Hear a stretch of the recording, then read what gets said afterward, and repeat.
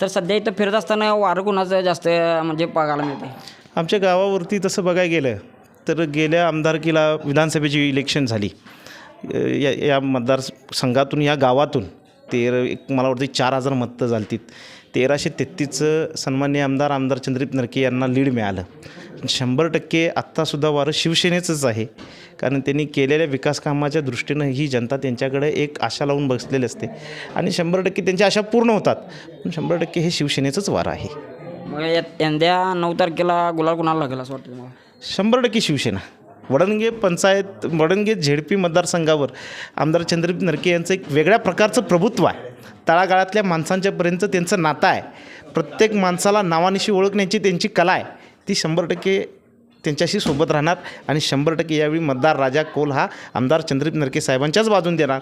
गेल्या 3 इलेक्शनला पण दिलेला आहे, ह्यावेळी पण देणार. काय उमेदवाराचं नाव काय आहे? बळीराम आनंदागळके आमचे पंचायत समितीचे उमेदवार आहेत आणि इंद्रजित वसंत पाटील म्हणून आहेत, ते जिल्हा परिषदचे उमेदवार आहेत. हे दोन्हींना गुलाल लागेल असं मला वाटतं. 100% कदापिही शंका नाही, क्वचितसुद्धा शंका नाही.